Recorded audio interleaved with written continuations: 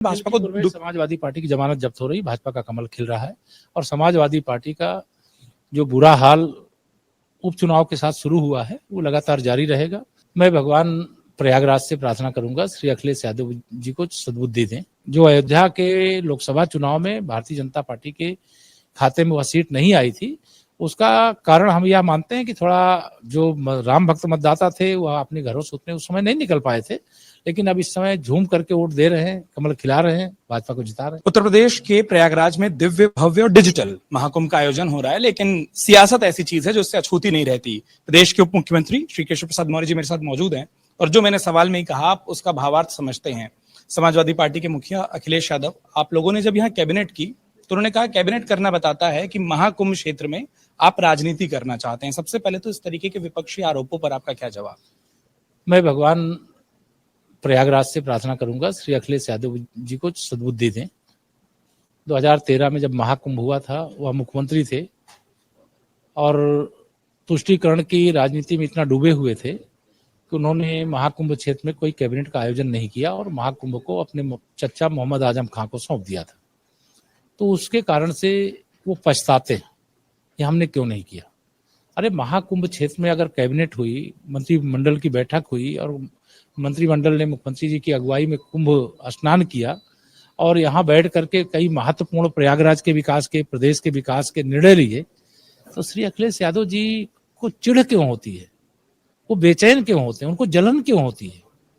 मैं कई बार कह चुका कि इस समय मुझे लग रहा है कि महाकुंभ में जिस प्रकार से जनसागर उमड़ रहा है उसे देख करके श्री अखिलेश यादव जी व्याकुल हैं और इसलिए कभी उनको दृष्टि दोष हो जाता है, कभी उनको मानसिक दोष हो जाता है, तो अच्छा है इलाज कराएं।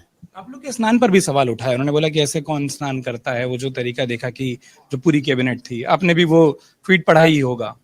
इससे यह लगता है कि वो हर समय सरकार की गतिविधि को देखते हैं, अच्छा है देखते रहें, लेकिन हम लोग स्नान का जो अलौकिक और आध्यात्मिक आनंद है हम लोग अनुभव कर चुके हैं।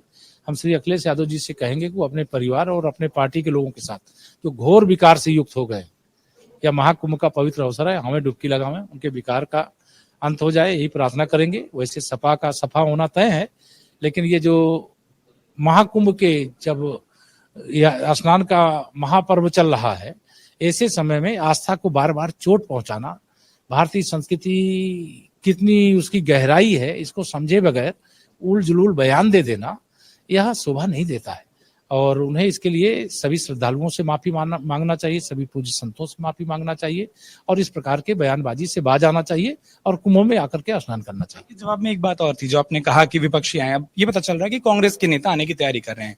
दिन वो चुना जा रहा है जिस दिन प्रधानमंत्री आएंगे, कांग्रेस प्रदेश अध्यक्ष अजय राय आएंगे, जो बनारस में भी उनके खिलाफ सांसदी का चुनाव लड़े थे। जानबूझकर ये समीकरण और विपक्ष के नेताओं का आना, यहाँ तो करोड़ों लोग प्रतिदिन आ रहे हैं, अगर वहां भी आएंगे तो उससे कोई फर्क नहीं पड़ता है, लेकिन ये भी हमारी जीत है। ये चाहे श्री राहुल गांधी हो, चाहे श्रीमती प्रियंका वाड्रा हो, चाहे श्री अखिलेश यादव हो, या जो तमाम भाजपा विरोधी विपक्षी दल के लोग हैं, ये मंदिर और कुंभ में स्नान करने जाते हैं। ये भाजपा का कमल देश में खिला हुआ है। मोदी जी और योगी जी के नेतृत्व में देश प्रदेश की सरकार चल रही है, इसके कारण भयभीत होकर के डुबकी लगाने आ रहे हैं, श्रद्धा भाव से नहीं आ रहे हैं। हमारे प्रधानमंत्री जी तो पूर्ण श्रद्धा से भरे रहते हैं, हमारे मुख्यमंत्री जी और हमारा दोनों केंद्र का मंत्रिपरिषद और प्रदेश का मंत्रिपरिषद श्रद्धा भाव से भरा हुआ है। हम आस्था की डुबकी लगाने आ रहे हैं, वो राजनीति की डुबकी लगाने आ रहे हैं। अंतिम जो आपने कह भी दिया कि विपक्ष का सफाया हो रहा है, इससे मिल्कीपुर याद आ जाता है। मिल्कीपुर को लेकर कितने आश्वस्त हैं, कितनी तैयारी है? क्योंकि अयोध्या और फैजाबाद लोकसभा, अगर मैं बहुत सही तरीके से कहूं तो उसके परिणाम ने भाजपा को, समाजवादी पार्टी की जमानत जब्त हो रही, भाजपा का कमल खिल रहा है और समाजवादी पार्टी का जो बुरा हाल उपचुनाव के साथ शुरू हुआ है वो लगातार जारी रहेगा।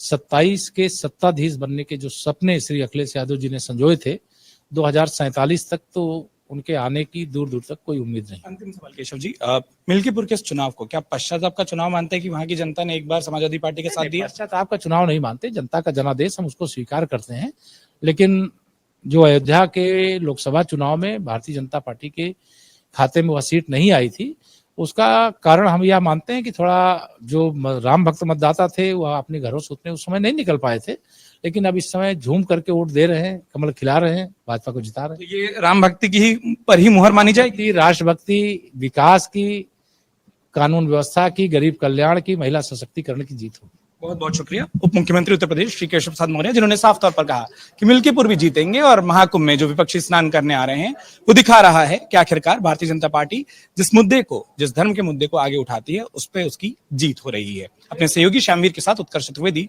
प्रयागराज, महाकुंभ मेला क्षेत्र से। अमर उजाला जीवांजलि के सारथी की मदद लें और महाकुंभ में स्नान जरूर करें।